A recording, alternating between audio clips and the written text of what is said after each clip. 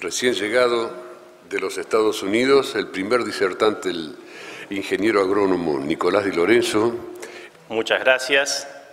Quiero aprovechar para agradecerle a la gente del Simposio de Valor Ganadero por esta invitación, que realmente es un honor para mí poder volver siempre a Argentina. Afortunadamente vuelvo seguido, a pesar de que hace ya 12 años que estoy en Estados Unidos. Tengo la oportunidad de volver cada tanto a compartir con ustedes algunas de las experiencias que me ha tocado vivir allá y hoy lo que nos convoca es este simposio de valor agregado ganadero. Lo que quería traer un poco es, como les decía, las experiencias en el área de carne y leche que he trabajado en Estados Unidos en estos últimos años y más que nada el gran propósito para mí de esta charla es estimular el debate. Quiero que ojalá pueda terminar a tiempo. Veo que estoy empezando unos minutos tarde de lo planeado, pero la idea es que en 45 minutos termine la charla para poder dejar suficiente tiempo para preguntas. Quiero que por favor se explayen las preguntas en la medida en que el tiempo lo permita para poder evacuar todas las dudas. Ya metiéndome en la presentación, voy a mantenerme acá y quizás camine un poco cada tanto en la medida en que la luz me lo permita y el escenario. El desafío más grande de esta charla, después de un jueves a la noche en Rosario, esta la tenía preparada para Raúl, Matías y Santiago, pero están acá firmes y despiertos, así que el desafío es mantenerlos un poco entretenidos. Es siempre difícil ser el primer disertante de la mañana. Y bueno, veo que estoy muy complacido con la audiencia, la cantidad de gente que ha llegado. Pero el gran desafío para mí es que me deje de hablar tantas pavadas y cubrir todos estos puntos que les voy a comentar, que espero que los pueda desarrollar extensivamente en la charla. ¿Qué es la burlanda de maíz? ¿Cuál es el valor nutritivo que aporta a la producción? Las inclusiones en dietas de carne, en leche, en tambo. ¿Cuáles son esas inclusiones óptimas? Ese es el punto clave. Si pudiera resumir la charla ahora, creo que ese es el punto con el que me quisiera ir. El estado actual de la investigación en Estados Unidos, qué es lo que está pasando con la burlanda en Estados Unidos y que esto lo voy a ir mechando a través de la presentación. Cada tanto les voy a comentar que esto es algo que se está haciendo o hay cosas que en realidad ya se han hecho hace un tiempo. La burlanda y la calidad, esto es un tema que me han pedido que toque, el tema de la calidad de carne y leche. Hay bastante trabajo hecho. En Estados Unidos se ha trabajado con burlanda ya desde el 2002, que yo empecé la maestría en esa época. Ya empezaron los primeros trabajos y de ahí a la fecha ha habido muchos trabajos. Problemas y soluciones con excesos de azufre y fósforo y micotoxinas también son uno de los problemas que yo estoy viendo ahora que están surgiendo y me gustaría un poco tocar brevemente en eso como uno de los aspectos a tener en cuenta, digamos. El balance catión-anión en las dietas, ¿hay alguna posibilidad de manejo? Esto sí es un tema muy reciente de trabajo en Estados Unidos y no me voy a adelantar a lo que son las conclusiones. Y al final trataré en 2 diapositivas de resumir todo lo que les voy a tratar de presentar en estas charlas, en la charla de hoy. Así que ese es un poco el panorama de la presentación. Ya metiéndome de lleno en lo que es la burlanda.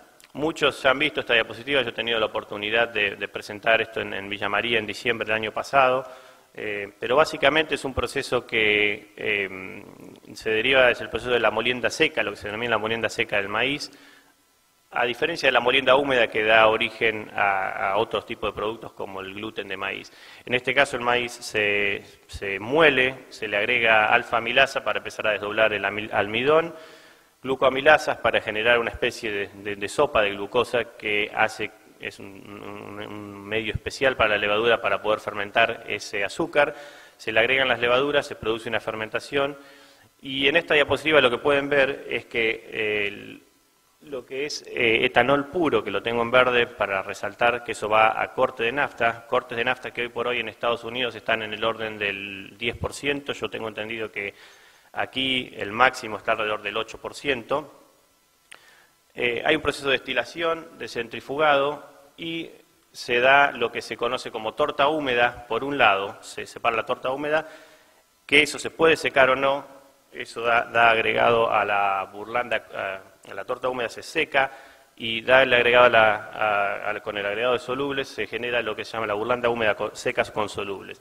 Si esa torta húmeda no se seca y también se le agregan los solubles, se da el agregado, se llega al producto que es quizás con el que más me voy a concentrar, que es el de la burlanda húmeda con solubles. En el medio de esto, algo que todavía no está, pero sí es algo que quiero resaltar, de nuevo con el tema de Estados Unidos y que es lo último, se está dando un proceso de centrifugado para separar un poco de grasa, y esto es un tema que ha dado mucho que hablar en Estados Unidos en cuanto al uso de esta burlanda. Ese centrifugado se da en las etapas finales del proceso y remueve un poco el exceso de grasa que ese jarabe, lo que marco ahí como jarabe, puede tener. En azul, en esta diapositiva, ven los productos que generalmente se pueden llegar a usar como alimentación animal. Hay todos esos productos en azul, la burlanda seca con solubles, la húmeda, la torta húmeda y el jarabe inclusive se usan como en la alimentación animal. Hay muchos trabajos en donde el jarabe inclusive se ha intentado agregar a dietas o a forrajes de baja calidad para favorecer el aporte de energía.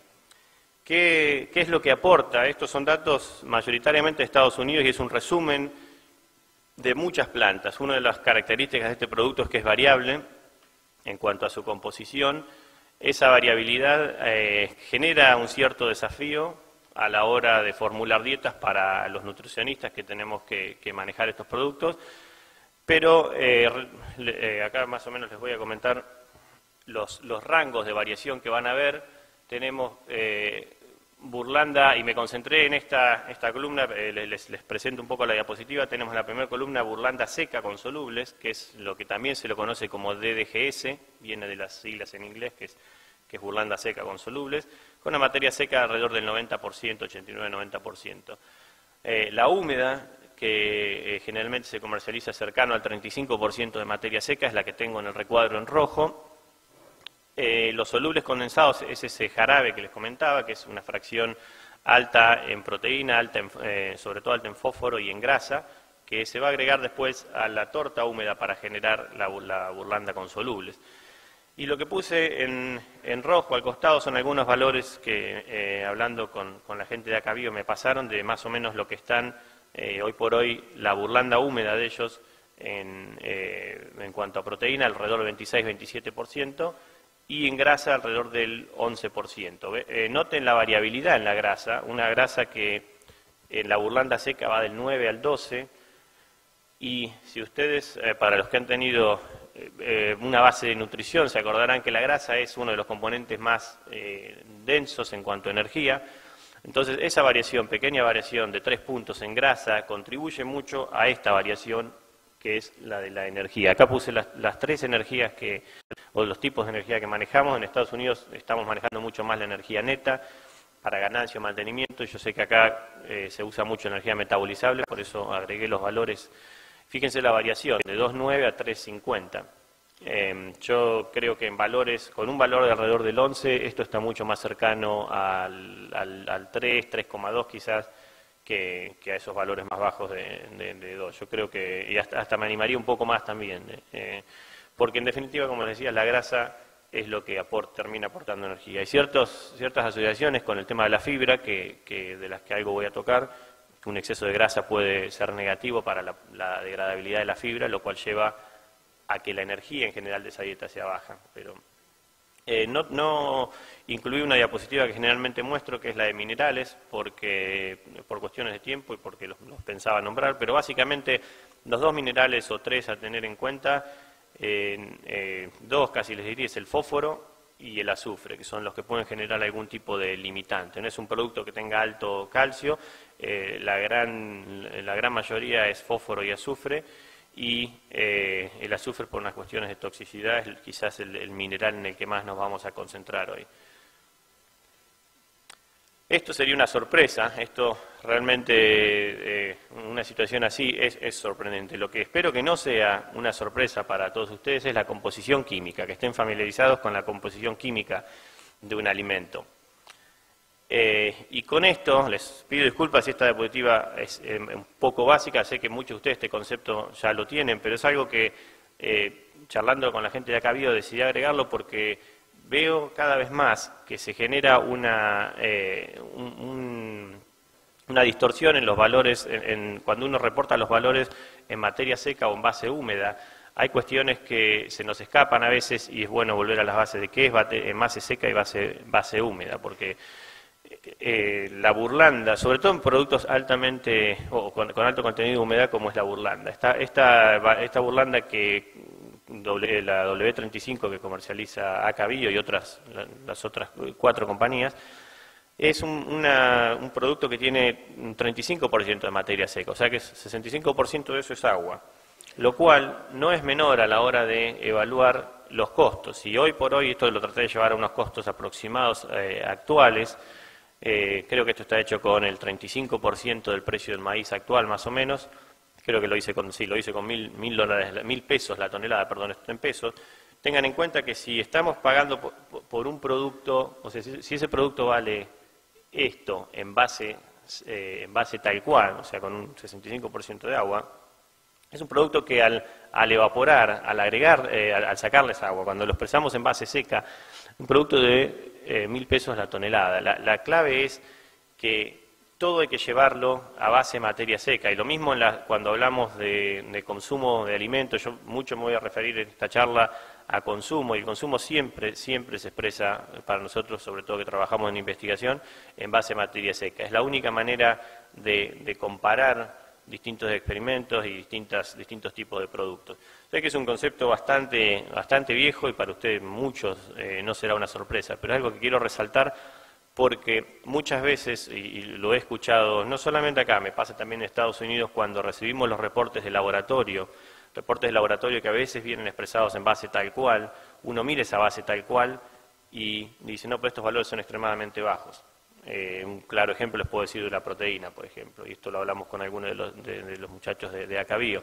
Una proteína que en base tal cual está al 8% y que puede parecer extremadamente baja, hay que tener en cuenta que si ese producto que se expresó en base tal cual es burlanda húmeda, tiene un 65% de humedad, lo cual hay que multiplicarlo casi por 3, lleva al 27% de proteína que teníamos. Una forma fácil de hacer esa conversión es para pasar, en este caso del costo en base tal cual, el costo en base de materia seca, es dividirlo por el porcentaje de humedad. Eso para cualquier nutriente. Si yo acá tengo 9 y lo divido por 0.3, más o menos multiplicando 3 veces, termina dando ese 27 que les decía. Es un concepto muy rudimentario, pero lo quería recalcar antes de arrancar, porque muchas de mis referencias van a ser en relación a base materia seca, así que puede ser un poco distinto. De almacenamiento me han pedido hablar en varias ocasiones y por eso decidí en esta charla para concentrar más en aspectos técnicos. Yo voy a hacer mucho énfasis en aspectos técnicos en mi charla. No voy a hablar mucho de almacenamiento. Sí les comento que hay opciones de almacenamiento, sobre todo la burlanda húmeda. Es un desafío, no es fácil. Hay gente en Nebraska que ha referido, que dicen que era como embolsar puré de papa. Y es tal cual, es un producto que al 35% de materia seca genera unas bolsas de este tipo, unas bolsas bastante chatas, en las cuales esto se hace generalmente sin freno, para que no reviente la bolsa. Pero la clave de almacenamiento en estos productos, y esto es quizás lo único que tocaría, es que el agregado, cualquier tipo de proceso que favorezca la eliminación de oxígeno es bueno para el almacenamiento de este producto. Este es un producto que de por sí tiene un pH muy bajo, no va a generar una fermentación como generaría el silo. Entonces, la única alternativa para controlar hongos es la eliminación del oxígeno lo más que se pueda. Salió el sol. En cuanto a la eliminación del oxígeno, hay algunas alternativas que ayer también hablábamos con la gente de Acabio que se están investigando, son muy recientes y no tengo datos para reportarlos, que es el agregado de algunos ácidos débiles como selladores, para impermeabilizar la capa superior. Se ha agregado propiónico, ácido peracético, como formas de disminuir la carga de hongos en superficie, pero es un fenómeno que todos ustedes o los que han tenido la oportunidad de trabajar con burlanda húmeda lo van a notar después de un tiempo, y depende de la época del año, pueden ser 4 días o 2 semanas, se forma una capa de hongo superficial que muchas veces se termina diluyendo en la cantidad de burlanda que se da a la dieta. Pero es algo a tener en cuenta, el tema de los hongos, pero no no ha habido gran desarrollo y creo que esa es una de las áreas, si me puedo adelantar, es una de las áreas en la que a futuro veo algo de perspectiva. Sobre todo acá es donde tengo que hacer una especie de paralelismo entre Estados Unidos y Argentina, y muchas de las cuestiones que yo veo allá las trato de adaptar acá. Lo que acá habría que tener en cuenta es la logística, caminos. Acá el tema de caminos es muy distinta a la situación en Estados Unidos, como lo sabrán, y eso hace que tengamos que volvernos creativos a la hora de hacer alguno de estos tipos de planteos. Entonces, una de las cosas que yo veo como interesante es el agregado de este tipo de selladores, si se puede. Otra cosa que también puede llegar a ser, me voy a mover un poco porque se puso brillante la luz. Ahora sí. Este tipo de productos, ¿me escuchan bien? Este tipo de productos también tiene la característica de que se pueden llegar a embolsar con fibra. Muchas de las charlas iniciales que me tocó dar, unas en Manfredi hace 2 años, después otra ahora en Villa María el año pasado, tenían que ver con el agregado de fibra. Muchos me preguntaron cómo se puede dar el agregado de fibra en la burlanda. Bueno, es una investigación que ha sido muy activa en Estados Unidos. Cuestiones prácticas es muy complicado. El agregado de fibra lo que en sí es tratar de hacer esa burlanda húmeda un poco menos húmeda, digamos, y poder compactarla mejor en una bolsa para eliminar el oxígeno.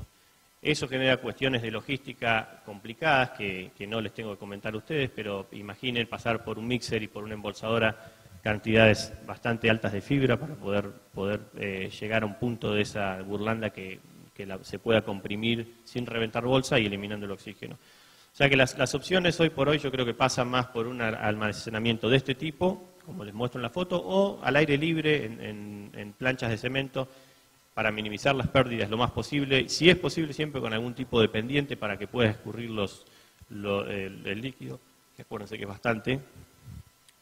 Así que en cuanto a almacenamiento, después lo voy a dejar para las preguntas, siempre surgen algunas preguntas, pero esas son las opciones que hoy por hoy se están manejando.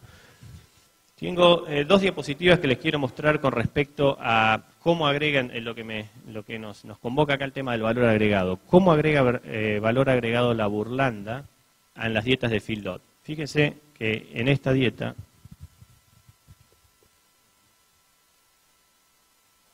¿es uno o el otro?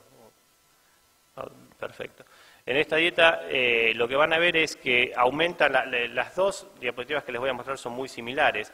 Van a tener consumo de materia seca, conversión, ganancia, aumento de diario de peso vivo, valor alimenticio, que es un invento de la gente de Nebraska, pero que creo que es muy práctico, que no es nada más ni nada menos que es relativo al maíz, es la diferencia de conversión dividido el nivel de inclusión. Lo que dice eso es cómo es, fíjense que el 100% está puesto en la dieta control, que es 0% de burlanda. Acá es donde vuelvo a hacer hincapié en el tema materia seca y base tal cual. Estos son todos valores en materia seca, que es en lo que nos manejamos en investigación, variando del 10 al 50, del 0 al 50% de materia seca en la dieta. Fíjense que aumenta, y lo que van a ver a la derecha donde dice lineal y cuadrático son cuestiones puramente estadísticas de tipo de análisis que hacemos. Nada más ni nada menos, lo que eso quiere decir es que si aumenta en forma lineal, quiere decir que de 0 a 50, esos son los valores de probabilidad, pero les comento que lo que se está viendo ahí es un aumento en forma cuadrática. ¿Qué quiere decir? ¿Qué se traduce eso? Quiere decir que es una especie de parábola, con un máximo que después cae. Ese tipo de respuesta se ve para el aumento diario de peso vivo y el consumo. Y fíjense que de esta diapositiva, si terminara la charla ahora, lo más importante, sobre todo para los que están más interesados en la parte de feedlot, pasa alrededor de estos niveles de inclusión, del 30 al 40% y quizás más tirando al 40%, por una cuestión muy simple. Yo miro dos números principales, los aumentos de peso diario de peso vivo. Tengan en cuenta, ya sé que muchos de ustedes habrán visto esto y han pensado qué monstruos son estos que están engordando. Y sí, son muy distintos, estamos hablando de valores de ganancia muy distintos a los que estamos acostumbrados acá. Son animales que se terminan con 600, 620 kilos, rendimientos de carcasa del 63%, dietas con mucho más energía y animales que se faenan con ese peso. Así que estamos hablando de de un esquema muy distinto al nuestro. Lo que no cambia ni el metabolismo del rumen ni la forma en que se deban usar estos productos en Argentina, yo creo. Los aumentos, como les comentaba, los aumentos llevan a que esto se termine estabilizando alrededor del 40%. Sin embargo, hay trabajos que hablan de lo económico del uso de burlanda, y esos valores en términos económicos a veces no están de acuerdo con los valores que nosotros llamamos biológicos. ¿A qué voy con esto? Acá está faltando un dato que es el tema del costo diario de alimentación de esa dieta. Si yo le pusiera el costo de alimentación, lo cual variaría constantemente, pero hoy por hoy es cierto que hay feedlots en Estados Unidos que están por el 50% más de burlanda, de acuerdo a la proximidad que tengan a la planta, por una cuestión de costo. Esto creo que muchos de ustedes que están relacionados a la producción lo pueden entender netamente. Si yo miro esto en base a solamente ganancias y conversión, que este es el número más interesante quizás, cuanto más alto este número mejor, esta es la inversa de la conversión, digamos, es kilos, como ven acá, es aumento diario de peso vivo dividido de consumo. Cuanto más grande este número, más eficiente el animal. Fíjense que se empieza a estabilizar hasta me atrevería a decir que sigue aumentando. Bueno, acá en realidad ya casi no hay diferencia. Los motivos por los cuales se empieza a disminuir sobre todo el consumo acá lo que va a pasar si seguimos a 60 y 70 es que el consumo va a seguir cayendo. ¿Por qué? Porque el animal ya está consumiendo demasiada agua en la dieta. Con un producto de 35% materia seca, ya la cantidad de agua que se consume es tal que empieza a limitar el consumo, el efecto de llenado de la panza. Entonces, el óptimo se termina dando alrededor de esos niveles. Y espesores de grasa dorsal también lo puse como referencia para que vean que son animales gordos, en definitiva. Estamos hablando de más de 1 centímetro de grasa dorsal, muy distinto. El valor valor alimenticio, fíjense que a inclusiones muy bajas es un excelente reemplazo del maíz. A inclusiones altas sigue siendo por arriba de 100. ¿Qué quiere decir que sea por encima de 100? Es que es un producto que tiene más valor que el maíz en cuanto a lo que aporta a esa conversión. Acuérdense que la fórmula acá incluye la conversión alimenticia. O sea que, en definitiva, es un excelente reemplazo del maíz con el agregado, que acá hoy no está resaltado, pero está implícito en las ganancias, con el agregado de la proteína. Este es un producto que, si reemplazaran solamente el maíz, estaría reemplazando la parte energética del maíz, que quizás sea un reemplazo 1 a 1, dependiendo del nivel de grasa. Al tener algo de proteína también, eso es lo que hace que esos valores a veces aumenten por encima de 100. ¿Qué quiere decir con esto? ¿Qué quiero decir con esto? Que este producto está reemplazando la proteína y la energía que aporta el maíz, creando una especie de sinergia que hace que ese valor sea más del 100%. Ahora lo que voy a cambiar en esta diapositiva solamente es el tema de que agregué seca. Estos son trabajos, me faltó resaltar una cosa. Tablas como estas debe haber 1000 alrededor o más en la literatura hoy por hoy en Estados Unidos, porque como les comentaba, esto se empezó a trabajar en el 2002. Yo estaba haciendo la maestría en ese momento en Minnesota, seguía haciendo mi doctorado en Minnesota de 2004 al 2008, y todo ese periodo un poco acompañé el desarrollo de la burlanda en Estados Unidos. Y una cosa que era impresionante era ver en todas las presentaciones 4 o 5 charlas sobre lo mismo, tablas de este tipo. Entonces lo que hizo la gente de Nebraska, en este caso Klopfenstein, que ya está retirado, hizo lo que se llama meta-análisis, que es una compilación de trabajos publicados. O sea que, a lo que voy con esto, estas tablas representan miles y miles de cabezas en engorde. O sea que es un valor unos números bastante sólidos para tener en cuenta. Y hicieron ese meta-análisis, esa compilación, con la burlanda seca y la húmeda.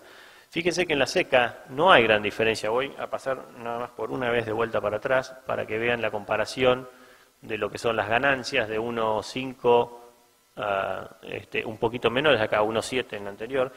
Fíjense que dos cosas a resaltar. Las ganancias son un poco menores, los consumos aparentemente son un poco mayores. Todo tiene que ver con el agregado de materia seca a la dieta. Una dieta que por ahí pasa del 50-55% de materia seca al 70 quizás o más, dependiendo obviamente del nivel de inclusión de burlanda. Y los mismos tipos de respuesta, lineal, o sea, en este caso lineal quiere decir que aumenta linealmente hasta el 40%. ¿Por qué no se pasa del 40% en base seca? Por una cuestión, básicamente por esta línea que está acá, por una cuestión de que la ganancia empieza a caer y cuando cae la ganancia arrastra la conversión, que hoy por hoy se sitúa entre el óptimo, entre el 10, 20, y como lo mismo que con la burlanda húmeda, la seca, la respuesta económica ya ha pasado más del 20%, está alrededor del 30%. Entonces, un poco resumiendo, y fíjense el valor alimenticio de esta burlanda, que cae, lo interesante acá es que al llegar al 40% vuelve a reemplazar al maíz, vuelve a ser igual que el maíz. ¿Por qué es eso? Por dos o tres cuestiones. Una puede tener que ver con la proteína de la burlanda seca ha pasado un proceso térmico, si bien en general no se han dado grandes daños, no se registran muchos daños térmicos, es suficiente como para que ese efecto benéfico de la proteína que les comentaba en la burlanda húmeda no sea tal no sea tan marcado con la seca. Sin embargo, los valores de energía, de fibra y de energía son tales que siguen siendo altamente digestibles, generando valores cercanos al 100. El otro tema por el cual empieza a caer es también interacciones con la fibra. Esto también se da con la húmeda, no lo resalté, pero interacciones entre la grasa y la fibra.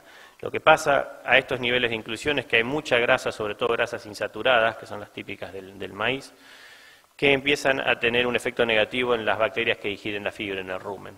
Entonces, esa fibra, que acuérdense que si se acuerdan de una de las primeras diapositivas, estamos hablando de un 40% de FDN, es una 40 o más de FDN, es un valor muy alto, casi la mitad de esta burlanda es fibra, aunque no lo parezca, es fibra, y no es fibra efectiva, otra cosa que no lo voy a tocar ahora porque lo he hablado antes, pero el valor, nada más lo voy a resumir en una frase, el valor de fibra efectiva de la burlanda es prácticamente cero.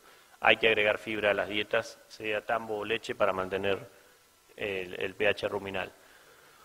En tambo, que es una de las cuestiones en donde más se está viendo el uso de burlanda en Estados Unidos, casi que fue paralelo el agregado en dietas de filot y tambo.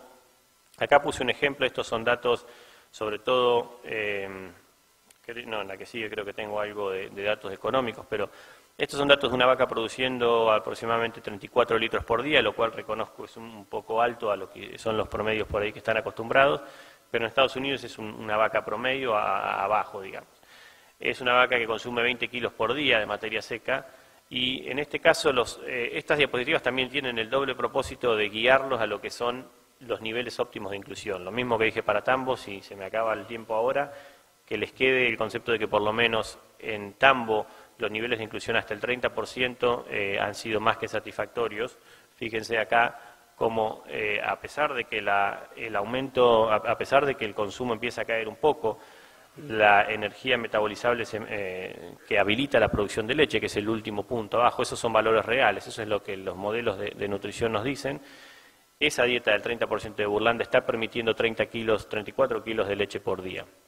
Con esos niveles de almidón, que es una de las cuestiones que, fíjense, el almidón baja, uno de los, para aquellos nutricionistas de tambo que están muy acostumbrados a valores clásicos, dirán, bueno, el almidón, sabemos que el almidón es lo que le da la energía y a veces es responsable directo de la producción de la cantidad de leche más que nada. Fíjense que acá baja de 26 al 19% el almidón en la dieta y todavía se siguen produciendo 34 litros de leche.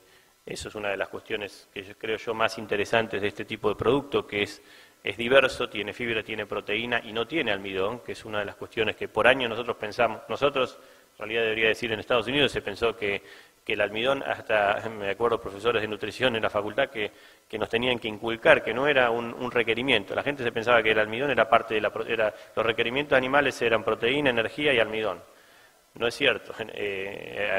Los animales obviamente pueden sobrevivir en forraje con muy poco almidón y como se ve acá, inclusive en leche, el almidón puede ser reemplazado por ejemplo, en este caso, fuentes de fibra altamente digestibles. Hay consecuencias inesperadas del uso de la burlanda como todo. No siempre uno planea algo y se va a dar exactamente lo que pensamos. Alguna de esas consecuencias inesperadas, quizás o la más común, es el tema de la toxicidad con azufre. Muchos de ustedes estarán al tanto de que la burlanda tiene niveles medianos a altos de azufre, que pasan hoy por hoy, por los datos que tengo de acá, son del 0.6, en base de materia seca.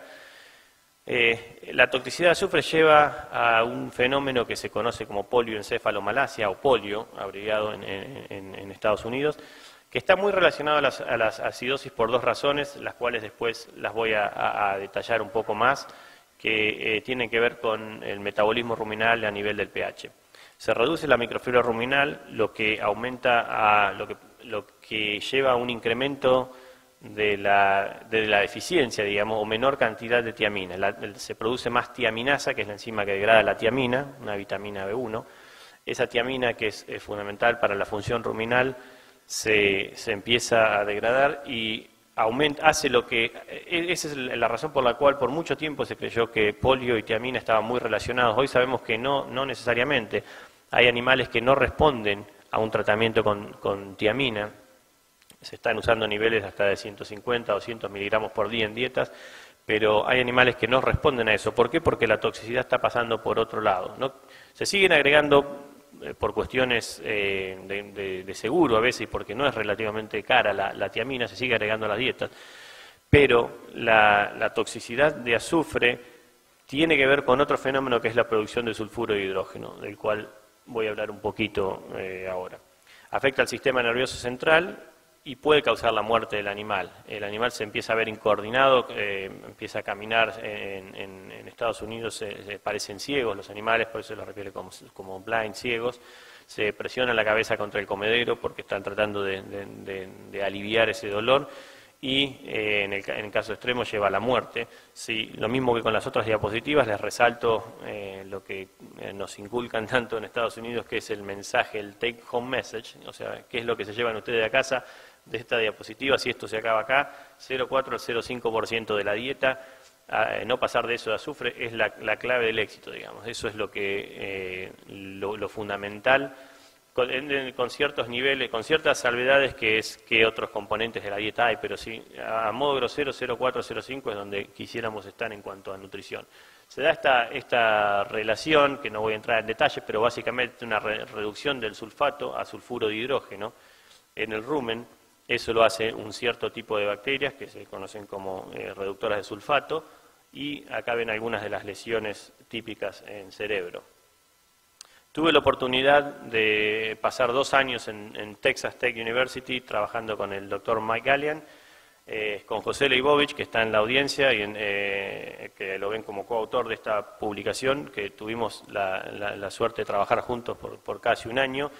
De hecho, José, que hoy está trabajando para Blanco, fue el que desarrolló la técnica para medir sulfuro de hidrógeno in vitro y la seguimos usando hasta el día de hoy, que dio inicio a este tipo de trabajos.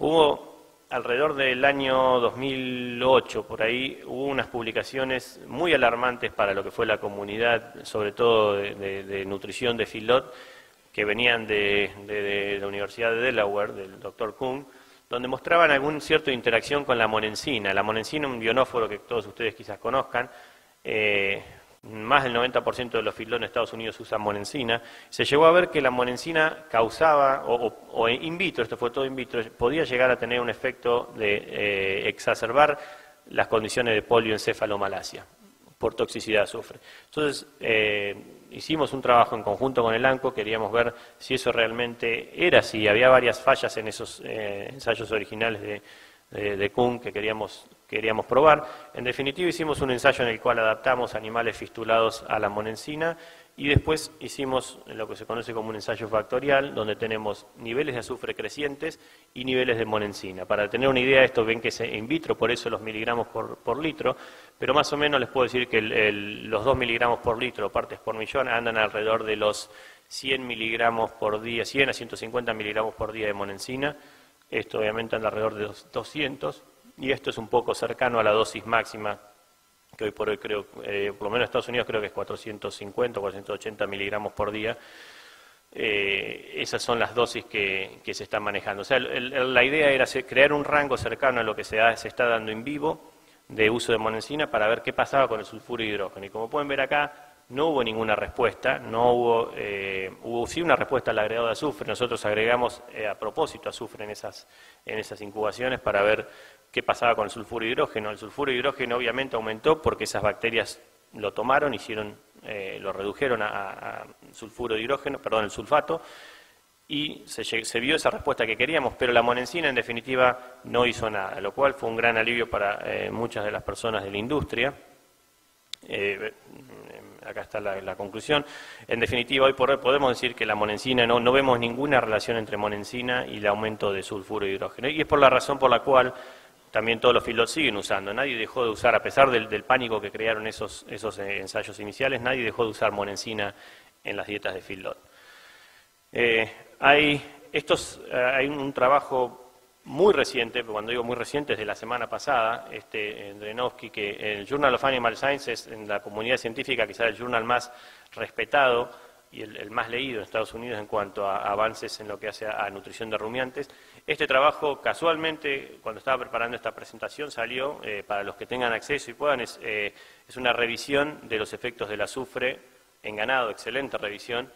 Muestran algo que quizás ya sabíamos, que es cómo funciona este tema del azufre. El animal consume sulfatos, en este caso viniendo de la burlanda en parte, y recalco en parte porque el agua también puede aportar muchos sulfatos, y eso es una de las cuestiones que hay que tener en cuenta. Ese 0,405 no es una regla de oro porque depende mucho de la cantidad de sulfatos en la dieta. Estas bacterias reductoras de sulfato lo reducen a sulfuro de hidrógeno, el cual está en un equilibrio, y sin entrar en detalles de ninguna lección de química, pero se da un equilibrio que está dado por lo que se llama pKa, que es una constante de disociación, que quiere decir qué porcentaje o qué proporción de estos dos componentes están en esta forma gaseosa o en esta forma que es líquida. Quiere decir que cuando el pH del rumen está, para traducirlo un poco en cuestiones técnicas, cuando el pH del rumen es de 7 o 7,04, la mitad está disociado y la mitad está en esta forma. Acuérdense que esta forma es la forma gaseosa. Cuando esto está en forma gaseosa, ¿qué hace el animal? Lo eructa. Y al eructarlo, hace un bypass de lo que serían las vías de detoxificación, que son a nivel de hígado. El animal lo inhala, lo eructa y lo inhala, y va directamente a los pulmones, donde en el hígado generalmente se vuelve a detoxificar, reduciéndolo o oxidándolo, a sulfato otra vez. En este caso lo que termina pasando es que entra directamente al pulmón y hay lesiones a nivel de tejido, hay necrosis de tejido. Ese es básicamente lo que se conoce como polioencefalomalacia. Y una de las cuestiones que se ha visto ahora que sí es beneficiosa es el agregado de fibra. Hay un trabajo también medianamente reciente, esto es parte de la misión, digamos, de esta charla. Para mí era traerles lo último que se está haciendo en Estados Unidos. Estos son trabajos del año pasado. Se está viendo que la fibra está aumentando o disminuyendo, el riesgo de polio, y básicamente a una relación de un 19% por cada 1% de aumento de la FDN del forraje, o sea, 1% del aumento, no de la fibra total, porque de nuevo acuérdense que les decía, la burlanda no tiene fibra efectiva. Por un 1% de aumento de la fibra del forraje, disminuye el riesgo en un 19%. Y lo que hace el forraje no es ni más ni menos que desplazar este equilibrio para este lado, para la parte, porque aumenta la salivación, aumenta la capacidad buffer del rumen. Entonces lo que hace es termina reduciendo el riesgo porque hay menos cantidad de sulfuro de hidrógeno en la forma gaseosa. El problema con el forraje es que es una complicación, no es algo fácil de manejar. Creo que esto todo el mundo lo reconoce, sobre todo en lo que es feedlot. En tambo es un mal necesario el forraje. Es algo que hay que agregarlo con al menos 50% de la dieta para mantener esos niveles de grasa. En feedlot es todavía más un mal necesario, pero lo tratamos de agregar al mínimo posible, porque genera muchas cuestiones logísticas que hay que tener en cuenta. Otro tema que se está hablando bastante hoy por hoy es el tema de la diferencia catión-anión, y está dada por esta ecuación. Diferencia catión-anión es nada más y nada menos que la cantidad de sales que tienen un efecto fisiológico a nivel sangre. Hay trabajos en donde se ha tratado de regular esto. ¿Por qué? Porque tiene mucho efecto en el calcio, sobre todo muy importante a la hora en la parte de vacas lecheras, y el azufre que les comentaba la burlanda está acá representado y contribuye a que esto vaya a lo que es a los puntos negativos, o sea que se pase a una diferencia negativa. Hay 3 trabajos recientes que quiero resaltar, que lo que hacen es manipular con sales correctoras, con agregados de potasio y en este caso algunas sales de sodio, pero más que nada potasio. Se busca corregir esto y pasarlo a un balance un poco más positivo. En dietas de feedlot es típico ver de -2 a 8, y esto se mide en miliequivalentes por 100 gramos, nada más anecdótico. el óptimo en tambo está alrededor de 38 y es por eso que se usan muchas, en tambo se agregan muchas sales para tratar de mejorar esto. En lactancia, con algunos valores negativos en vaca seca. La burlanda contribuye a bajar y dejo entre pregunta, y la voy a tratar de contestar para la tercera diapositiva de esta serie que tengo, si el agregado de sales correctoras funciona o no.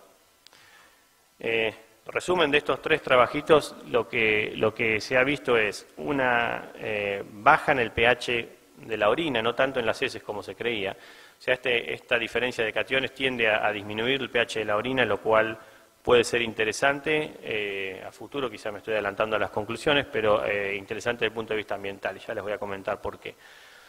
En el trabajo de Summer, que llegó hasta 75% de burlanda y no mató animales, o sea que eso es una anécdota también interesante. Me olvidé de comentar el tema de azufre, era para Cristian, que siempre me pregunta, no hay charla que dé que no me pregunte sobre polioencefalomalacia, así que ahí fueron las 2 o 3 lecciones de azufre. Y me acordé ahora justamente por los niveles de burlanda, del 75%, con o sin sales correctoras, ese balance que va de menos 65 a 133 miliequivalentes no tuvo efectos. El agregado, ya pueden ver lo que van a ser probablemente mis conclusiones, no hubo un gran efecto de sales correctoras en lo que es la productividad animal. Acá me estoy concentrando en productividad. Sí hubo un cambio de pH a nivel urinario y bajó el pH urinario, lo cual va a tener implicancias en pérdidas de nitrógeno en el corral, que era parte de la hipótesis de este trabajo. Estos son 6 experimentos en el cual, a propósito, bajaron la diferencia catión-anión de esas dietas con agregados de sales que favorecen tipo sulfato o con el agregado en este trabajo de burlanda. La burlanda de por sí ya baja esa diferencia catión-anión. Y lo que se vio, bueno, este es un poco más el resumen de uno de esos trabajos, hicieron en corderos y en novillos, cuanto más burlanda agregaban, más bajaba el pH urinario. ¿Por qué? Porque se desplazaba esa diferencia catión-anión hacia los valores negativos. O sea, eso es un hecho, es algo que pasa, que ya está más que documentado con estos trabajos medianamente recientes. ¿En qué puede tener importancia esto? Como les comentaba, a nivel ambiental, y en eso sí se está trabajando mucho. En Nebraska uno de los trabajos fue, la hipótesis exclusivamente era, si nosotros estamos bajando el pH de la orina, el pH trabaja a nivel de esta ecuación en donde el amoníaco toma hidrógeno, se convierte en amonio. Lo que hace el pH más bajo es desplazar esta ecuación para este lado, generar mayor cantidad del ion amonio, que en definitiva no es tan volátil como el amoníaco, que es lo que normalmente estamos acostumbrados a oler. Ese olor amoníaco viene de este compuesto que es volátil. Entonces, lo que se llevó a eso es que una menor volatilización de nitrógeno, el nitrógeno el 50% más se pierde dentro de las pocas horas, una vez que se elimina en forma de orina, se llegó a limitar la volatilización de nitrógeno, lo cual puede tener implicancia a futuro en lo que es cantidad de nitrógeno que se pierde en el corral. Pero en la productividad animal el efecto es limitado. O sea, en definitiva eso es, antes de adelantarme a lo que salía de carne, el mensaje en cuanto a catión-anión es, en productividad animal, hoy por hoy podemos decir que no hay un gran efecto de sales correctoras, pero sí hay un efecto a nivel de corral, lo que pueden ser pérdidas de volatilización de nitrógeno. Voy a empezar a acelerar un poco, sé que estamos más o menos a pocos minutos, así que tengo un par de... estamos perfectos, entonces 15 más 15. 2 o 3 diapositivas, creo que tengo una de carne y una de leche, sobre calidad. O sea, uno de los puntos preocupantes, en la medida en que incorporamos más de esta burlanda en la dieta, distintos segmentos de la cadena empiezan a tener distintas preocupaciones. Y el tema de la calidad de carne es algo en lo que se trabajó mucho y se sigue trabajando en Estados Unidos por la simple razón de que tiene mucha relevancia a la hora de pagar la carcasa. Sin entrar en grandes detalles, puse acá nada más para comentarles qué es en Estados Unidos, cómo se da esa comercialización. Hay 2 tipos de parámetros importantes, acá están las siglas en inglés, que es el grado de calidad y el grado de rendimiento, que definen el costo de esa carcasa. Acá puse 3 ejemplos de 3 distintos tipos de marmoleado que se dan, pero en definitiva el grado de rendimiento es la cantidad de tejido magro que se le puede sacar esa carcasa, está dado por el peso, la grasa, el músculo, el peso de la carcasa, grasa y cantidad de músculo. Es una ecuación en la que intervienen hasta el porcentaje de rendimiento del animal. Y el grado de calidad, que es quizás el más relevante de los dos, está dado por solamente dos parámetros, que es el marmoleado y la edad. Y la edad, les aclaro, no tiene que ver con la edad fisiológica, obviamente, pero más que edad yo debería decir grado de osificación. Muchas veces los implantes hacen que el grado de osificación, que en definitiva es lo que se mide en la planta, aumente. Entonces, esos son los dos parámetros que tienen mucha importancia. ¿Por qué? ¿A dónde voy con todo esto? Yo les comentaba que tuve la oportunidad de trabajar en este tipo de proyectos, esto justamente durante mi doctorado en Minnesota. Este es mi jefe, el doctor Di Costanzo, con el cual trabajamos bastante en calidad de carne con la burlanda en ese momento cuando me tocó uno de los proyectos. Y nos tocaba ir a los frigoríficos a medir el impacto de la burlanda más que nada en el marmoleado. ¿Por qué en el marmoleado? Porque, como les comentaba hoy, es la variable de esas dos que más influye. Es la que realmente baja el precio de la carcasa. Para que se den una idea, los que no han tenido la oportunidad de ver esto en Estados Unidos, las carcasas vuelan, casi literalmente vuelan a la par de lo que se llama el grader, la persona que le pone el grado de calidad de esa carcasa. Y le puede poner generalmente tres tipos de grado de calidad, que es Prime, Choice o Select. Prime la de mayor marmoleado, intermedio y bajo. Esa persona tiene un sellito que a 1 o 2 segundos que pasan las carcasas tiene que hacer una evaluación visual y ponerle un sello que va a determinar el valor de esa carcasa. El factor más importante que impacta en esa carcasa es el marmoleado. Entonces, es por eso es que realmente tiene mucha importancia en el valor de la carcasa. Y los granos destilados tienen muchos ácidos grasos insaturados y tiene poco almidón, que el almidón históricamente sabíamos que estaba relacionado con la generación de ácido propiónico en el rumen, que después se convertirá a glucosa y es una de las fuentes fundamentales de esa grasa intramuscular. Entonces se empezó a ver, y quizás adelantando un poco acá ya voy a empezar por esta, que es altas inclusiones generaban más del 50%, a eso se le llaman altas, generaban deficiencias en marmoleado. ¿Qué impacto tiene el marmoleado en el valor agregado de la carcasa en Argentina hoy? Que no podemos ni exportar carne, lo dejo a ustedes, no estoy suficientemente acá como para meterme en eso. Pero creo que la conclusión, digamos, es que es algo que sí existe, pero que no creo que tengamos que preocuparnos hoy por hoy y pasa a más del 50%. Empieza a haber demasiada fibra en la dieta, menos ácido propiónico que empieza a afectar la cantidad la deposición de grasa intramuscular. A futuro, esto no descarto que cambie, si hay algo que sabemos, una de las pocas cosas que sabemos en Argentina que va a pasar es cambio, así que no sé si a futuro cambiarán las condiciones y empecemos a mirar en detalle el marmoleado y lo que es el efecto de grasa intramuscular. Ahora vuelvo, sí, un poco en desorden a este punto anterior, porque no quería dejar de pasar, que sí hay un efecto, la burlanda tiene mucha grasa insaturada, porque viene del maíz, básicamente. Hay una biohidrogenación en el rumen que hace que esas grasas se saturen, pero no todas. Ahí también hay trabajos muy interesantes que muestran el perfil de ácidos grasos de la burlanda y cómo una parte de ese perfil de ácidos grasos sigue insaturado en el duodeno. O sea, se ha hecho con trabajos con animales canulados en duodeno. Eso da a entender que hay un efecto de protector, entre comillas, de la grasa por la burlanda. O sea que esa grasa de la burlanda pasa en forma insaturada, en forma de aceite, digamos, al duodeno. Y eso en parte puede explicar algunos de los efectos en aumento diario de peso vivo, porque esas grasas insaturadas tienden a tener un valor calórico un poquito más alto.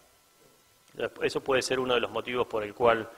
y otro punto a resaltar es que es probable que esa cantidad de grasas insaturadas, si se depositan en el animal, genere mayor cantidad de ácidos grasos insaturados en la carne que sea más fácil de oxidar. A nivel frigorífico esto puede tener algún tipo de importancia porque puede generar un producto que sea más propenso a rancidez antes que un producto con más grasas saturadas.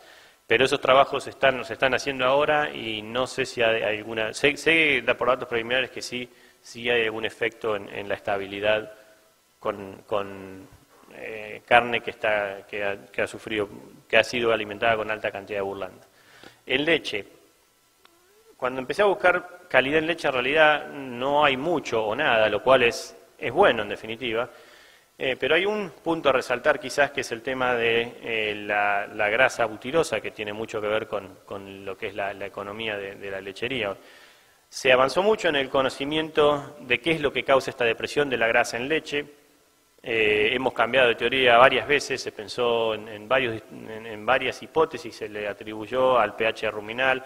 Hoy sabemos que el ácido linolénico conjugado, y uno en particular, el 10-12, es uno de los grandes responsables. Hay muchos trabajos, y este es uno de los favoritos que yo uso para mostrar, porque creo que es muy dramático.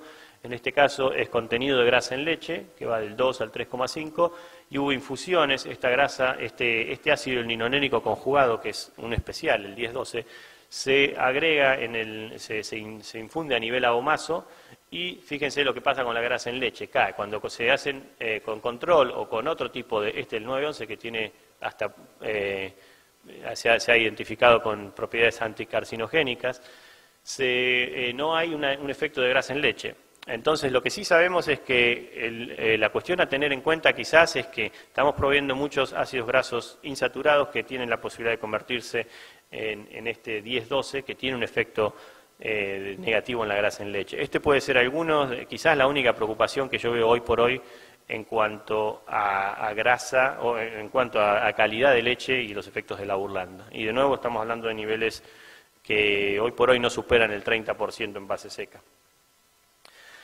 Hay una cuestión que es clave, que es planificar. Trato de resaltar, este es un mensaje que empecé hace un par de años cuando empecé a dar charlas acá en Argentina, que el tema de la planificación y el asesoramiento como la clave del éxito. Y este es un foro especialmente interesante para plantearlo, como me tocó hacerlo en CAENA en noviembre, porque hay mucha participación de técnicos. Creo que es fundamental, en la medida en que dejemos, como lo digo siempre, y a veces suena un poco despectivo para los que quizá todavía usen comedero de lona, que no tiene nada de malo, pero es el símbolo de lo que fue el inicio del feedlot en Argentina, el famoso comedero de lona. Creo que hemos dejado esas etapas, se ha tecnificado. A mí me complace ver cada vez que tengo la oportunidad de viajar lo que ha avanzado gracias a aportes técnicos, a viajes técnicos también y un montón de otras cuestiones, lo que se ha avanzado en lo que es, quizá ahora me estoy concentrando más en feedlot específicamente en Argentina, pero una de las claves de ese éxito yo creo que ha sido el asesoramiento técnico, y no quiero dejar pasar la oportunidad de recalcar la importancia que eso tiene a la hora de formular dietas, sobre todo con este tipo de subproductos que, como ya les mostré, no son tan fácil como agregar maíz. Perfecto. Entonces, con ese fin tuve la oportunidad de hacer una encuesta, que le llamo la primera encuesta argentino-uruguaya de consultores nutricionistas, y acá me remito solamente a lo que es feedlot, porque es el área con el que más trabajo. Me gustaría hacer una similar en asesoramiento de tambo. Pero lo que hicimos con varios colegas, este trabajo lo empecé con el doctor Di Costanzo de la Universidad de Minnesota, que fue mi director de tesis. Empezamos a coordinar unos viajes técnicos en Estados Unidos y tuvimos la oportunidad de generar esta encuesta que imita dos esfuerzos anteriores, uno en Estados Unidos y uno en Brasil, en la cual 29, 31, en este caso 37 nutricionistas, son nutricionistas que respondieron esta encuesta, y tuve la oportunidad de presentarla en CAENA el año pasado, representando en el caso de Estados Unidos 18 millones de cabezas, 3,2 millones en Brasil y 2,8 acá en Argentina. En el año en que esto fue hecho, en el 2010, teníamos 11,8 millones de cabezas en total, de las cuales más o menos 6,5 incluían lo que sería gordo. El resto lo descarté. Como para referencia, en Estados Unidos, por ejemplo, hoy se están faenando 24 millones de cabezas, o sea que es una encuesta que representa, en el caso de Estados Unidos fue muy representativa, en el caso nuestro todavía deja afuera muchos nutricionistas, más que nutricionista, mucho productor pequeño que quizás no tenga asesoramiento, y vuelve a la diapositiva anterior del asesoramiento. El punto quizás a resaltar es en la siguiente diapositiva, que muestra el perfil de los técnicos en Argentina comparado con Estados Unidos y en Brasil. Brasil con una industria feedlotera incipiente, pero si se fijan, años de experiencia en el feedlot, no es sorprendente que en Estados Unidos haya más de 26 años de experiencia en los nutricionistas, más de 10 en Brasil. En Argentina, alrededor de 9 años de experiencia es lo que los valores que se ven, y lo que se fijan ahí es el promedio y la moda. La moda es el valor más frecuente reportado, o sea, 5 años fue el valor más frecuente reportado en la encuesta. Fíjense una cosa curiosa, en Estados Unidos el 76% de los nutricionistas tienen un doctorado y un 24% tienen maestría. No hay ningún nutricionista de los que contestaron la encuesta que tenga uno de estos títulos, lo cual habla nada más, y no digo que esto sea ni ideal ni mucho menos, habla del grado de tecnificación en la nutrición, y es a lo que yo creo que nosotros estamos tendiendo, o quizás deberíamos. En Brasil, un poco más variado, con mucha injerencia de agrónomo y veterinario, y en Argentina, al momento de la encuesta, y quizás estas cosas estén cambiando, gente trabajando en filo de nutricionistas que contestaron la encuesta, 8%, 3 solamente tenían un doctorado, 10 tenían una maestría, muchos veterinarios y agrónomos, como en el caso mío, y algunos con grado técnico. A lo que voy, el punto quizás de esta diapositiva es la importancia de la capacitación y del asesoramiento técnico, porque muchas de estas cuestiones que yo toqué hoy, acidosis, grasa en leche, son cuestiones que los técnicos los pueden ayudar mucho al productor, y creo que es un recurso subutilizado. Tenemos excelente nivel técnico en Argentina y, como les digo, creo que está subutilizado hoy por hoy. Así que ya para redondear, y ya creo que estoy en los 5 minutos que me habían dicho, quiero en estas 2 diapositivas darle los puntos a resaltar. Es un excelente coproducto en el uso de dietas de carne y leche, agrega valor a la dieta definitivamente, y espero que el mensaje haya sido suficientemente claro al respecto. Hay que saberlo manejar.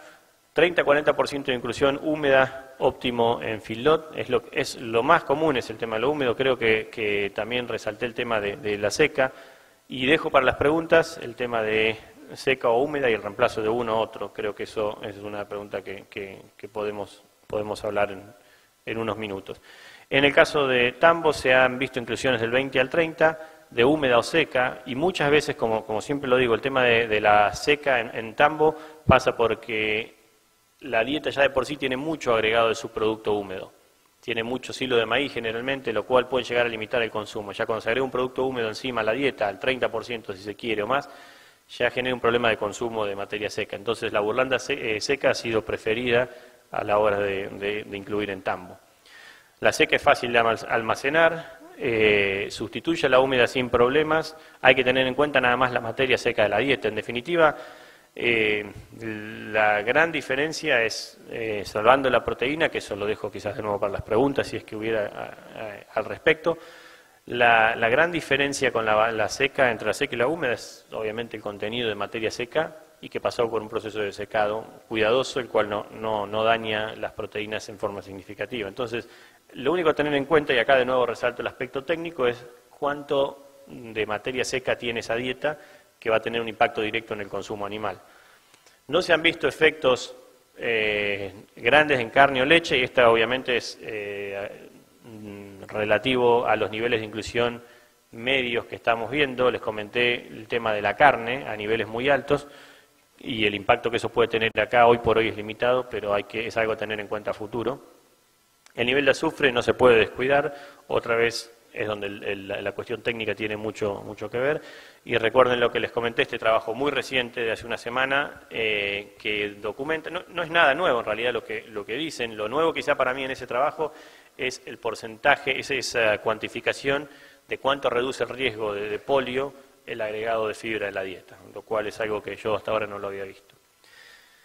La última de conclusiones: cuando usamos sales correctoras para mejorar el balance catiónico de catión-anión, en la productividad animal no hubo efectos. Recuerden que sí hubo algún efecto interesante a nivel de volatilización de amonio, y puede ser explotado a futuro con fines ambientales. No he casi hablado de micotoxinas, y a propósito dejé esta diapositiva al final porque es un punto que hemos charlado mucho con la gente de ACA Bio al respecto. Las micotoxinas no desaparecen en el proceso. Si uno empieza con un maíz que tiene alta cantidad de micotoxinas, todas esas micotoxinas se concentran 3 veces en el producto final, en la burlanda. O sea que es algo que hay que tener en cuenta y probablemente haya que manejar. Hoy por hoy creo que la clave del manejo de micotoxinas, cuando hay micotoxinas altas, y ahora estoy hablando de la dieta en general, es el uso de secuestrantes, que ha sido lo que más, uno de los fenómenos, o una de las tecnologías subutilizadas de nuevo, quizás por buena causa, porque no hemos tenido estos problemas, pero cuando empezamos a agregar micotoxinas que vienen del silo, del maíz y ahora de la burlanda, ya se puede llegar a generar un problema. El punto a tener en cuenta es que la burlanda es un componente más que aporta micotoxina. El silo, para todos nosotros que estamos acostumbrados a trabajar con silo por años, ha aportado micotoxina y muchas veces no le hemos dado importancia. El uso de las micotoxinas ha sido, de los secuestrantes, no ha tenido gran relevancia, yo creo, por una cuestión de que no estaban quizás los niveles, hay años que siempre hay niveles un poco más altos, pero no llegaban a los niveles en donde así económico la necesidad de secuestrantes. Hoy por hoy creo que es una cuestión a tener en cuenta, no descartaría que a futuro se empiecen a usar más, porque ahora estamos agregando otro componente que está concentrando las micotoxinas. O sea, cualquier problema que venga de cosecha, el proceso de burlanda lo va a concentrar un poco más. Entonces, va a haber que tener en cuenta eso a la hora de formular. De nuevo, el aporte de técnicos es importante. Y eso lo resalto con este punto, que es el uso de subproductos generalmente, y generalmente es una norma casi mundial, reducen el costo de alimentación, y eso es un gran atractivo, es por lo cual a nosotros nos gusta tanto este tipo de productos. Pero hay cuestiones, como las nombré ahí, azufre, acidosis, aporte de fibra, depresión de grasa en leche, ácido linolénico conjugado, etcétera. Son cuestiones que hay que ir mirando y los técnicos en esto pueden aportar mucho a lo que es balance de dietas y a optimizar la productividad. Creo que lo enfaticé bastante, a la hora de formular dietas es la clave para este tipo de productos que son un poco más complejos. De nuevo, no es lo mismo que agregar maíz, expeller y mezclarlo, o agregar maíz molido y un núcleo. Yo creo que estamos pasando un poco más allá de eso, en la medida que afinamos el lápiz y empezamos a ajustar dietas, estamos llegando a planteos en los cuales, y hablando ahora de valor agregado, que es de nuevo lo que nos convoca, el tema de la asistencia técnica no tiene que ser descuidado a la hora de agregar valor a la producción, definitivamente agrega valor a la producción. Con eso termino y dejo abierto a cualquier pregunta que pueda haber. Muchas gracias.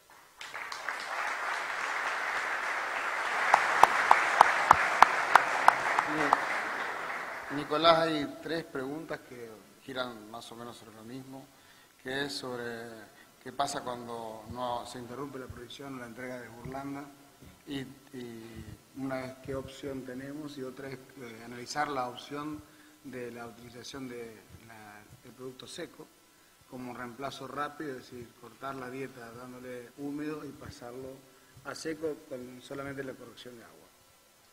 ¿Qué pasa cuando se interrumpe? No se interrumpe. Picato me dijo que no se interrumpe nunca el flujo de burlanda. No, estoy muy al tanto de las limitantes que tenemos a veces en Argentina en cuanto a energía, que es básicamente el factor determinante a la hora de secar o no la burlanda. Una de las cuestiones que, en eso obviamente no se ha trabajado tanto en Estados Unidos, pero es una de las cuestiones que resalto aquí, quizás sería muy interesante empezar a hacer ensayos al respecto, pero yo hasta me adelantaría a los resultados de esos ensayos y les podría decir que no anticipo ningún problema por una cuestión básica que es la composición, que se las mostré. Yo me baso en valores muy pragmáticos quizás, pero me baso en lo que veo a nivel de composición de la burlanda seca y húmeda. No hay un cambio de composición muy grande. El cambio grande es en materia seca. Entonces, voy a hacer una excepción, un paréntesis, que es la proteína pasante, y la dejo y voy a volver a eso al final de esta pregunta. Reemplazar burlanda seca por húmeda, mirando los números del perfil nutricional, sería casi 1 a 1. No habría ningún tipo de problema. El único inconveniente a tener en cuenta sería que el valor o la cantidad de materia seca de la dieta va a cambiar. Si estamos hablando de una dieta, como les comentaba, 50, 60% de materia seca cuando estamos usando burlanda húmeda, y obviamente de nuevo depende de los niveles de inclusión, esa dieta va a pasar a ser más seca, lo cual generalmente afecta al consumo, y es probable que el consumo baje en ese caso. Lo que hay que tener en cuenta es que va a haber un periodo de ajuste, quizás una recomendación, y esto es algo totalmente empírico, que yo haría al momento, si se sabe, sobre todo por lo que tengo entendido, esos cortes generalmente son programados. Una de las cuestiones que quizás pueda ser interesante es el mezclado de burlanda húmeda con seca, en la medida que se aproxima esa transición, para favorecer la transición a nivel ruminal, que de nuevo no debería ser grande, con la excepción, como les decía, proteína, que ahora la vuelvo a retomar. La burlanda seca pasa por un proceso de secado y ustedes notaron, yo no presenté una diapositiva que a veces uso, que es la degradabilidad de esa proteína a nivel intestinal. Esa proteína que a veces, el concepto de proteína pasante básicamente es una proteína que no se degrada en rumen y se degrada en intestino, y enfatizo, no se degrada en rumen y sí se degrada en intestino, porque hay proteínas tan pasantes que pasan del todo y no sirven para nada, pero igual se venden caras.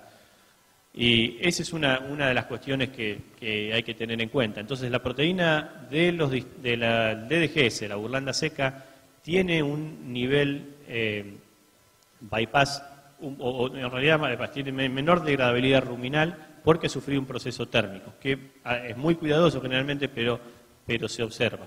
Yo creo que a los niveles quizás hoy por hoy de producción en Argentina no es algo que me preocuparía, salvo que estemos trabajando a un nivel de producción tan alto en el cual la proteína pueda llegar a ser deficiente.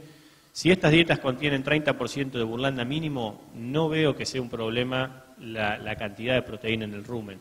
Es por lo cual es por lo que lo minimizo. Yo, en definitiva, y para resumir, me concentraría en la dieta, la cantidad total de materia seca en la dieta. Sí se puede hacer una transición con una mezcla, pero en definitiva la logística de trabajar con maíz, con burlanda seca, con algunas quizás excepciones, como es el agregado lo discutíamos un poco ayer con Raúl y algunos de los chicos de acá, el tema del almacenamiento, el ángulo el cono de las tolvas, usar más de 45 grados de ángulo, 60 ideal o más, como tipo de almacenamiento que favorezca el flujo de ese producto, porque el producto, como ya les mostré, tiene un 10 a 12% de grasa, lo que hace que se apelmace. No es un producto que fluya tan fácilmente, pero sí se ha visto que ese incremento del ángulo en la tolva favorece por lo menos el flujo de ese producto. Quizás con ese, es un producto que a mí, el seco, me encanta. Creo que particularmente sería ideal poder incluirlo más, siempre y cuando el precio lo permite, incluirlo más en dietas de carne y leche por las cuestiones de almacenamiento y de logística de caminos que todos sabemos que tenemos. Pero si se hace a nivel ruminal, resumiendo, a nivel ruminal no veo ningún problema. El producto es definitivamente el mismo, con alguna excepción del daño a la proteína. Y si se agrega agua a la ración, básicamente les diría que estamos trabajando con un producto similar. De todas maneras, para el reemplazo sería el más correcto. O sea, cuando no hay uno, lo más correcto sería el reemplazo. Sí, en cuanto a reemplazo, sí, por si no.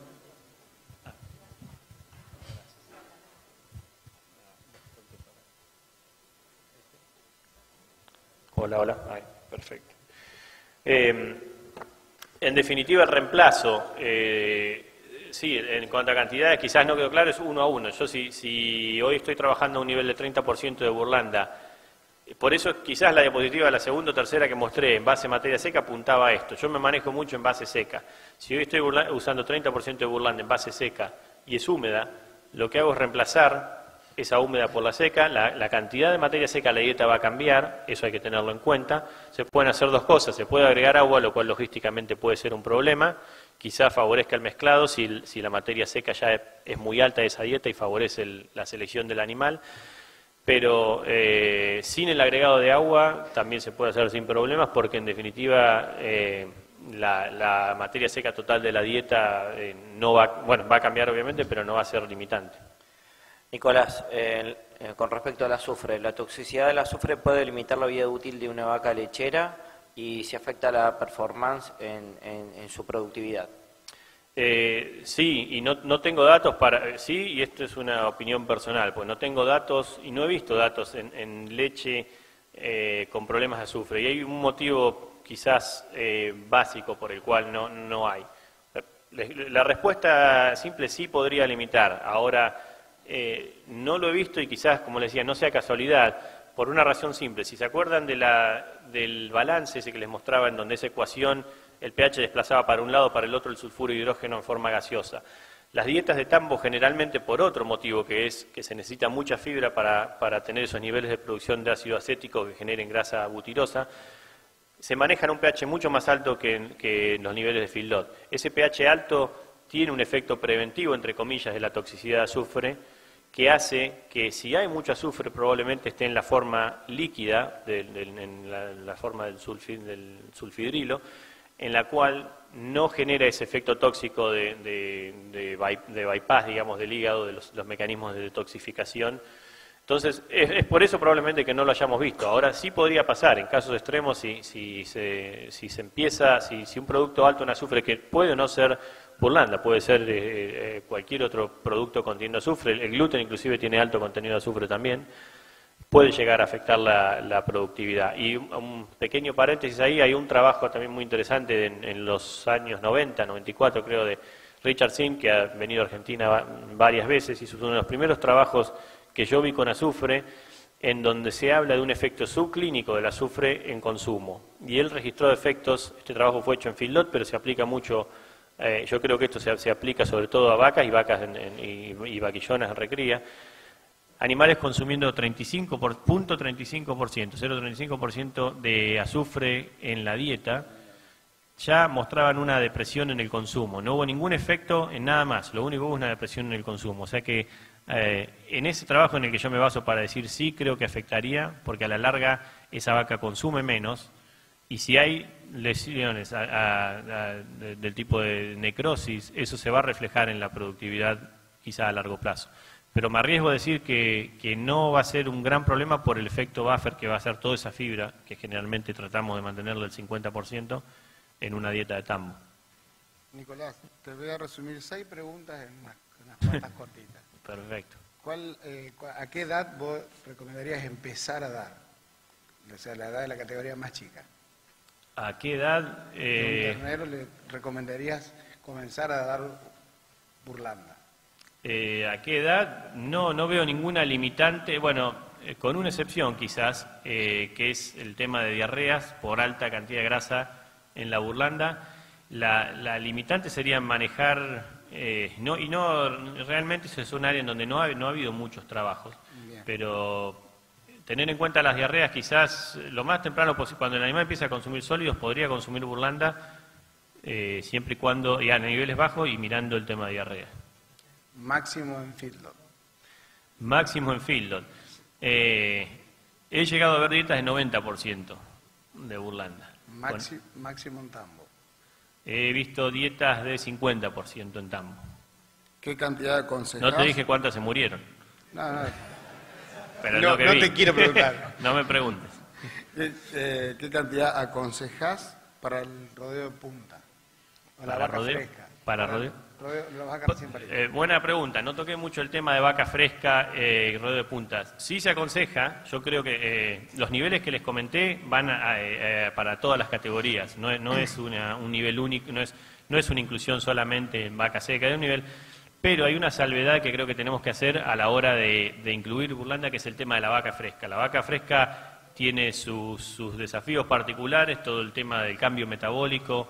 Esa vaca va a estar expuesta a almidón, más allá de que la Burlanda es parte de la dieta, el maíz se sigue usando y el silo de maíz va a tener almidón, lo cual puede llegar a generar acidosis. Yo les diría que quizá la palabra clave es acidosis, tener cuidado con los trastornos metabólicos relacionados con acidosis, porque es muy común en ese tipo de animales. Hay mucho problema también de endotoxemia con lipopolisacáridos a nivel vaca fresca, que tienen que ver con ese cambio que se da de pasar de una dieta de vaca seca, con todos los cuidados que se pueden dar en la transición, a unos consumos que siguen siendo bajos, pero una demanda de producción de leche muy alta. Entonces, yo lo que recomendaría ahí es quizás una transición con aumentos graduales hasta llegar al rodeo de punta, lo cual obviamente complica mucho el manejo a nivel de dietas. Entonces quizás 2 cosas, o tener en cuenta, esperar un poco, demorar el agregado de Burlanda en esa fase, si se puede, o idealmente agregarla a niveles bajos hasta que se pasen las primeras semanas, quizás 1 o 2 semanas que se pase el periodo crítico, digamos, y que ya la productividad sea tal que el riesgo de cetosis o cualquier otro tipo de trastorno sea menor. Bien, la última porque estamos excedidos en 5 minutos. Si se puede utilizar Burlanda en cerdos y en aves. Sí, no es mi área de experiencia, por eso no toqué nada, pero me ha tocado trabajar mucho, y como les comentaba, cuando estaba en Minnesota es un estado que produce mucho cerdo y mucha aves, el estado el primer productor de pavos de Estados Unidos. En ese momento se dio una difusión de la burlanda muy grande en esos dos sectores y los niveles, resumiendo más o menos en cerdos, he visto niveles máximos del 30%, casi siempre seca, les diría que en los dos, cerdos y aves, por cuestiones básicamente logísticas del manejo de esa dieta, se ha visto o se ha usado casi exclusivamente la seca con esos niveles. Con excelentes resultados, niveles mayores del 30% en cerdos ha generado algunos problemas de grasas blandas. El año pasado en Caen hubo una excelente presentación de Pedro Urriola, un colega mío que ha trabajado mucho con burlanda, y al cual si quieren saber más sobre eso les recomendaría que lo contacten. Él está trabajando ahora en la Universidad de Minnesota como postdoc. Él ha hecho mucho trabajo en ese tema y es muy recomendable el uso. Se han visto mejoras, sobre todo por el tema del aporte de energía a la dieta de nuevo. Y el otro problema es la fibra. En ambos sistemas, cerdos y aves, son animales que no tienen un sistema para digerir fibra tan bueno como los rumiantes. Entonces, niveles excesivos pasando el 30%, quizás hasta en aves menos, el 20% es lo que más he visto. Si tuviera que dar una recomendación, hoy por hoy 20% de burlanda seca en aves, hasta 30 o 35 quizás en cerdos, no han generado problemas, pero sí se usan y bastante. Bueno, nos quedaremos acá con Nicolás por si queda alguna duda. Han quedado varias preguntas y le agradecemos nuevamente a Nicolás. Gracias.